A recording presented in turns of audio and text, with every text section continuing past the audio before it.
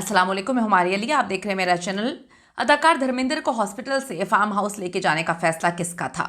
हेमा मालिनी ने हकीकत बता दी। हेमा मालिनी इतनी परेशान क्यों लग रही हैं?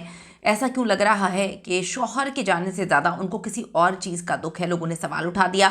धर्मेंद्र की जायदाद में से हेमा मालिनी को 1 रुपया नहीं मिलने वाला, इसकी हकीकत क्या है?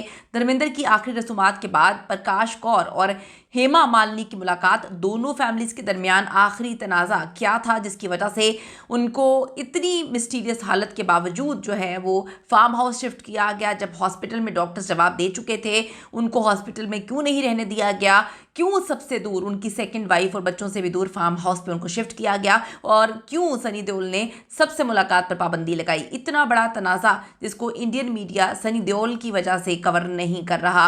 आज की वीडियो में सिर्फ बात करते हैं। रिक्वेस्ट है चैनल को सब्सक्राइब करें, वीडियो को आखिर तक जरूर मुलाहिजा फरमाएगा। बॉलीवुड का ही मैन, उनकी जो आखिरी यात्रा थी उस पर उनकी दोनों बीवियां इकट्ठी हुई। आखिरी रसूमात की अदायगी के वक्त धर्मेंद्र की मुकम्मल फैमिली मौजूद थी, क्योंकि इनको धर्मेंद्र से ज़्यादा दुनिया दिखावा ज़्यादा अजीज़ है। लोगों ने लिखना शुरू कर दिया कि जब धर्मेंद्र जिंदा थे तो हॉस्पिटल में एक साथ मुलाकात नहीं कर रहे थे, एक दूसरे की रोते पिटते, धर्मेंद्र की रोते हुए वीडियो जो है वो एक दूसरी फैमिली जो है वो वायरल करवा रही थी।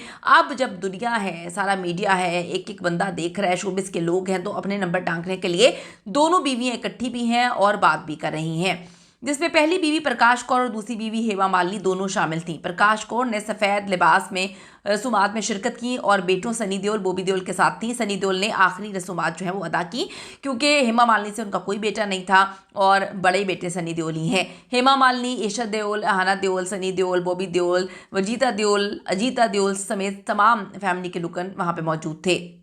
जो मशहूर शख्सियात हैं जैसे अमित भारती बच्चन, उसके बाद आमिर खान, शाहरुख खान, दीपिका पादुकोण, रणवीर सिंह, सलमान खान, संजय दत्त, गोविंदा, सायरा बानो और अमिताभ बच्चन, ये लोग सब वहाँ पर पहुँचे।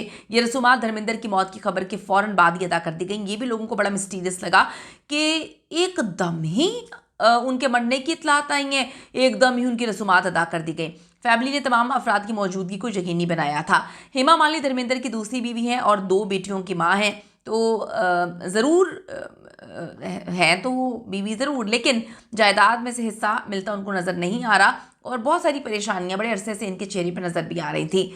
24 नवंबर 2025 को 89 ईयर्स की एज में चल बसते हैं, 450 करोड़ की मालिक हैं। लोनावाला का 100 करोड़ का फार्म हाउस है। मुंबई की जायदाद, गाड़ियाँ, होटल्स, नए बिजनेस, सब कुछ अब किसका है, ये सवाल उठ रहे हैं।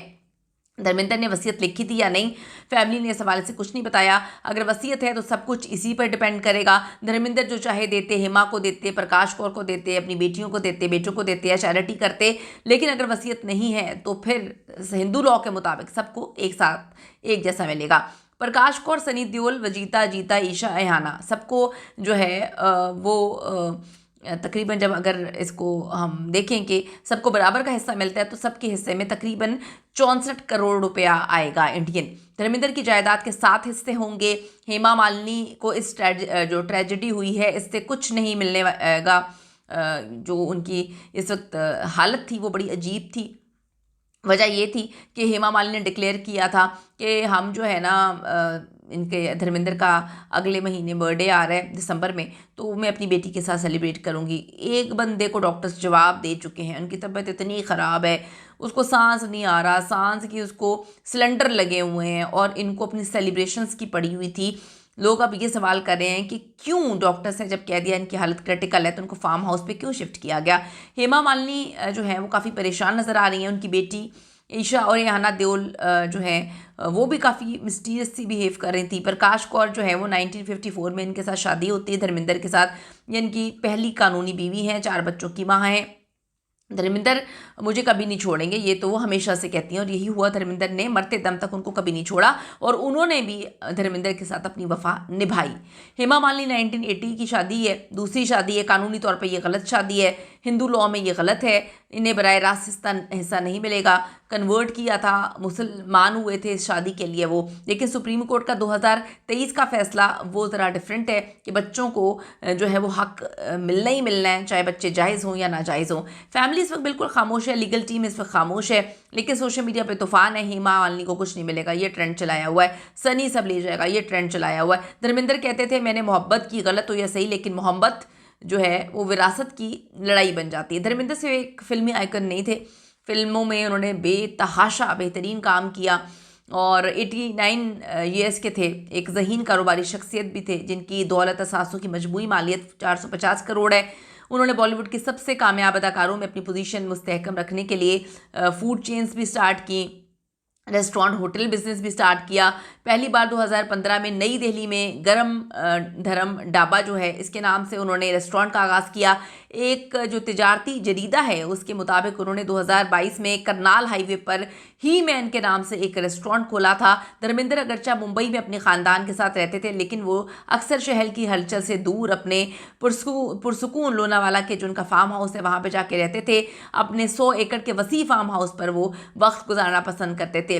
पद्म भूषण अवार्ड याफ्ता अदाकार का ये फार्म हाउस जदीद सहूलतों से आरास्ता है, जिसमें एक बड़ा स्विमिंग पूल भी शामिल है जहां वो अक्सर मौजूद होते हैं। महाराष्ट्र में धर्मेंद्र की मलकियत में 17 करोड़ रुपए से ज्यादा की जायदादें हैं। इनकी सरमायाकारी में 88 लाख रुपए से ज्यादा की ज़रई ज़मीन, 52 लाख रुपए से ज़्यादा मालियत की गैर ज़रई ज़मीन शामिल है।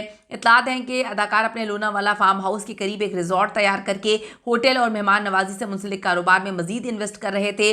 ये मंसूबा चल रहा था। 2015 की रिपोर्ट के मुताबिक उन्होंने एक रेस्टोरेंट चेन के साथ शराकतदारी भी की थी ताकि अपनी जायदाद के करीब जो है 12 एकड़ के प्लॉट पर 30 कॉटेजेस वाला रिजॉर्ट तामीर कर सके। धर्मेंद्र से गाड़ियों की मोहब्बत और जो गाड़ियां धर्मेंद्र के पास इतनी सारी हैं, इससे कोई जो है वो सब लोग इसको जानते हैं कि उनकी कलेक्शन बेहतरीन है। बेशकीमत गाड़ियां रखने का उनको शौक़ है जिसकी मालियत इंतहाई ज़्यादा है। अब अदाकारी के अलावा धर्मेंद्र ने एक प्रोड्यूसर के तौर पे भी अपना नाम बनाया। उन्होंने 1983 में अपना प्रोडक्शन हाउस वजीता फिल्म्स शुरू किया। इस बैनर के तहत उन्होंने अपने बेटों सनी देओल और बॉबी देओल को बिलतरतीब कामयाब डेब्यू फिल्में 1983 की बेताब और 1995 की बरसात के साथ बॉलीवुड में जो है वो मुतारिफ करवाया। लेकिन उनकी बेटियां जो है उनको दोनों ने काम किया, लेकिन उनकी जो बेटियां हैं उसको कभी भी उन्होंने जो है वो मुतारिफ नहीं करवाया। उनके बैनर तले वो फिल्मों में काम उन्होंने नहीं किया। अब बात यहाँ पर ये है कि अचानक से धर्मेंद्र की डेथ हो जाती है। ये बात हम 10 दिन से बोल रहे हैं कि धर्मेंद्र की तो तबीयत ठीक नहीं है। उनके जो मुलाजमीन हैं वो कह रहे हैं कि ही इज़ नॉट वेल, वो ज़िंदा नहीं बच सकते। तो फिर उनको हॉस्पिटल से शिफ्ट क्यों किया गया? क्या हॉस्पिटल से दूर सिर्फ और सिर्फ हेमा मालिनी और बच्चों से दूर करने के लिए सब कुछ किया गया?